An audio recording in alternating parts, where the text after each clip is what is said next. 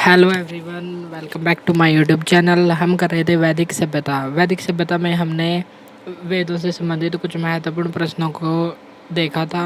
आज हम करेंगे वैदिक सभ्यता में भौगोलिक विस्तार, मतलब आर्य कहाँ कहाँ पर रहते थे, वे सब बातें हम आज देखेंगे। वैदिक सभ्यता का भौगोलिक विस्तार। वैदिक काल में प्राचीन आर्य सप्त सिंधु नामक स्थल पर रहते थे। तो कभी कभी भी क्वेश्चन पूछा जाता है कि प्राचीन काल में आर्य कहाँ पर रहते थे, तो आंसर आएगा सप्त सिंधु प्रदेश। इसको सप्त सैंधव प्रदेश भी कहा जाता है क्योंकि यहाँ 7 नदियों का क्षेत्र था। और ये 7 नदी कौन कौन सी थी? सिंधु, वितस्ता, अस्किनी, पृश्नी, विपाशा, सतुद्री और सरस्वती। जैसे वितस्ता का वर्तमान नाम है झेलम, अस्किनी का चिनाब, पृश्नी का रावी, विपाशा का व्यास, सतुद्री का सतलुज।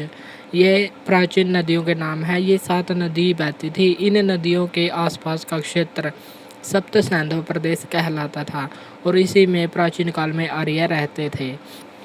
तो प्राचीन काल में आर्य कहाँ पर रहते थे? सप्त सैंधव प्रदेश में। और उनमें कौन कौन सी नदी थी? सिंधु, वितस्ता, अस्किनी, पृश्नी, विपाशा, सतुद्री और सरस्वती।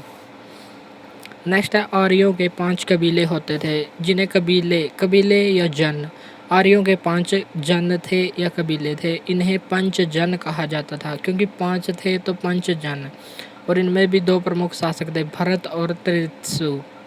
भरत, ऐसा माना जाता है कि भरत के नाम पर ही भारत का नाम पड़ा। और इसके समर्थक हैं गुरु विशिष्ट। गुरु विशिष्ट इन दोनों के समर्थक थे। फिर हुआ 10 राज्य युद्ध। 10 राज्य युद्ध क्यों नाम पड़ा इसका? क्योंकि इसमें 10 राजाओं ने भाग लिया था। 10 राजाओं का युद्ध था, इसलिए इसको 10 राज्य युद्ध कहा जाता है। यह युद्ध रावी या पृश्नी नदी के किनारे हुआ। यदि क्वेश्चन में पूछा जाए कि 10 राज्य युद्ध किस नदी के किनारे हुआ, यदि ऑप्शन में रावी ना हो तो पृश्नी अवश्य मिलेगा और पृश्नी इसका आंसर हो जाएगा। और यदि पृश्नी ना हो तो रावी मिलेगा। इनमें से जो भी मिले वही हमारा आंसर हो जाएगा। 10 राज्य युद्ध किस नदी के किनारे हुआ? रावी नदी के किनारे, पृश्नी नदी के किनारे, क्योंकि रावी नदी का प्राचीन नाम पृश्नी नदी था। इस युद्ध का कारण क्या था? भरत वंश के शासक सुदास। भरत वंश का एक शासक था सुदास। उसके राजपुरोहित गुरु विश्वामित्र थे। उन्होंने गुरु विशिष्ट पर पंचजन के 10 राजाओं ने आक्रमण किया। विश्वामित्र ने गुरु विशिष्ट पर पंचजन के 10 राजाओं का आक्रमण की सलाह दी और सुदास इस युद्ध में विजयी रहा क्योंकि इसका सलाहकार था विशिष्ट।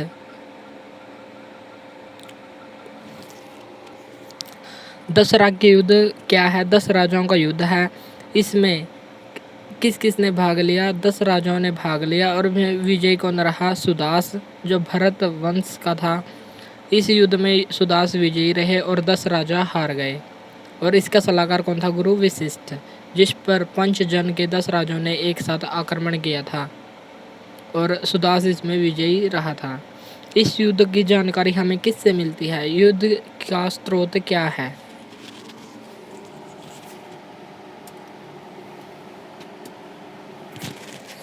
इस युद्ध का स्रोत है ऋग्वेद का 7वां मंडल। ऋग्वेद के 7वें मंडल में बताया गया है कि 10 राज्य युद्ध हुआ था और जिसकी रचना गुरु वशिष्ठ ने की है। गुरु वशिष्ठ द्वारा इस युद्ध को अच्छे से डिफाइन किया गया है ऋग्वेद के 7वें मंडल में। तो यदि क्वेश्चन पूछा जाए कि 10 राज्य युद्ध का वर्णन कहाँ से मिलता है, उसका स्रोत कौन सा है? ऋग्वेद। और ऋग्वेद में भी कौन सा? 7वां मंडल। नेक्स्ट है, पराजित जनों में जो हारे गए थे उनमें सबसे श्रेष्ठ कौन थे? कुरुजन। आगे चलकर भरत जन और कुरुजन में दोनों में मित्रता हो गई। भरत जन और कुरुजन मिलकर ही कुरु वंश कहलाए। तो जो 10 राजा हारे थे उनमें जो 2 वंश थे, भरत वंश, भरत जन और कुरुजन, वे उन दोनों में मित्रता हो गई बाद में और वे दोनों ही कुरु वंश कहलाए। ये था 10 राज्य युद्ध। अब हम देख लेते हैं कि वैदिक काल की प्रशासन व्यवस्था कैसी थी? ऋग्वेद में 8 बार सभा शब्द का उल्लेख मिला है। तो क्वेश्चन पूछा जाता है कि ऋग्वेद में सर्वाधिक बार किस शब्द का उल्लेख मिला है? पिता शब्द का, और 335 बार।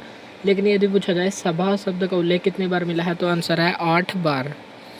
सभा क्या होती थी? वैदिक काल की एक संस्था मानी गई है। जैसे कोई संस्था होती है, संस्थान होता है, वैसे ही एक संस्था थी सभा।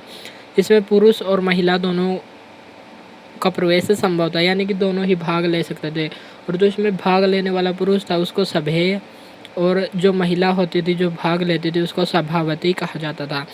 तो कभी कभी पूछा जाता है कि सभावती कौन होती थी, तो आंसर आएगा सभा नामक संस्था में भाग लेने वाली महिला सभावती कहलाती थी। और सभेय क्या कहलाता था? जो पुरुष होता था जो सभा में भाग लेता था वैदिक काल में, उसको सभेय कहा जाता था। सभेय पुरुष था और सभावती महिला, और दोनों ही पुरुष और महिला दोनों ही सभा में प्रवेश कर सकते थे। नेक्स्ट ऋग्वेद में समिति भी एक संस्था ही होती थी। इसका उल्लेख ऋग्वेद में कितनी बार मिला है? 9 बार। सभा का 8 बार, समिति का 9 बार। यह भी ऋग्वेद काल की एक प्रमुख संस्था थी। इसमें साधारण लोगों का प्रवेश संभव था, यानी कि यहाँ पर निम्न और उच्च दोनों वर्गों के लोग भाग ले सकते थे। नेक्स्ट है विदथ। यह ऋग्वेद की बहुत ही सबसे महत्वपूर्ण संस्था कौन सी थी? विदथ।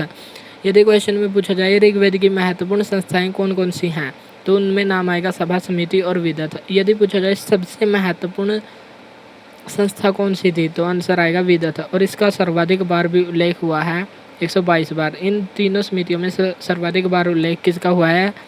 विदथ का, जो 122 बार हुआ है। सभा का 8 बार, समिति का 9 बार और विदथ का 122 बार। सबसे प्रमुख संस्था थी। इस संस्था में वृद्ध यानी कि बूढ़े और विद्वान जो समझदार होते थे, जिनको ज्ञान होता था, वे लोग शामिल हुआ करते थे, इसलिए सबसे महत्वपूर्ण संस्था थी। नेक्स्ट है, अब हम करेंगे जो भी हमने आज पढ़ा है उनसे संबंधित क्वेश्चनों की चर्चा। ऋग्वेदिक कालीन प्रमुख विदुषी नारी कौन थी? जो विद्वान होती है महिलाएं, उनको विदुषी कहा जाता है। और प्रमुख विदुषी कौन थी? घोषा, अपाला और लोपामुद्रा। नेक्स्ट है, जाति का सर्वप्रथम उल्लेख कहाँ से मिलता है? ऋग्वेद के 10वें मंडल के पुरुष सूक्त में हमें जाति का सबसे पहले उल्लेख मिलता है। ऋग्वेद से संबंधित कुछ महत्वपूर्ण प्रश्नों को देख लेते हैं हम। ऋग्वेद, इसकी रचना ऋग्वैदिक काल में हुई और ऋग्वैदिक काल कब से कब तक था? 1000 ईसा पूर्व से 1500 ईसा पूर्व से 1000 ईसा पूर्व तक।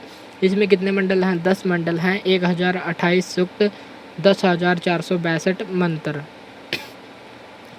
इसका संकलन कब हुआ? उत्तर वैदिक काल में महर्षि वेदव्यास के द्वारा इसका संकलन हुआ। इसके सबसे प्राचीन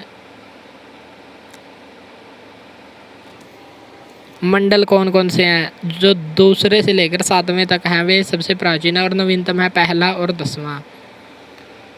नेक्स्ट क्वेश्चन है, और ये कहाँ पर रहते थे? तो आंसर है सप्त सैंधव प्रदेश, जहाँ पर 7 नदियाँ थी। 7 नदियों की भूमि को सप्त सैंधव प्रदेश कहते हैं, और वहीं पर आर्य रहते थे।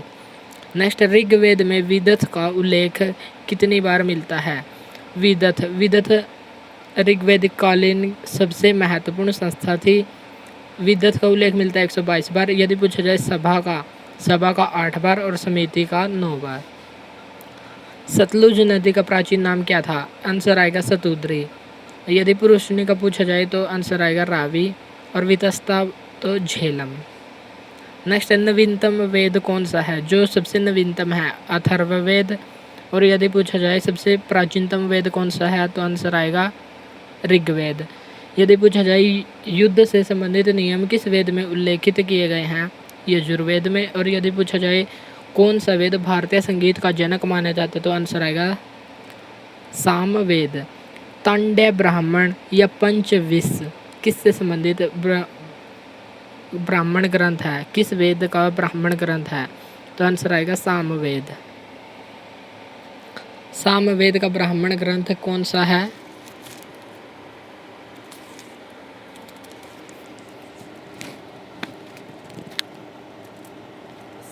ऋग्वेद का ब्राह्मण ग्रंथ है तांड्य ब्राह्मण या पंचविश।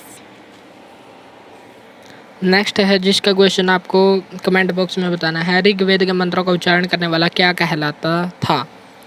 तो इसका आंसर आप कमेंट बॉक्स में देंगे। आज हमने किया ऋग्वेद कालीन जो सभ्यता थी उसका प्रशासन कैसा था, वे कहाँ पर रहते थे।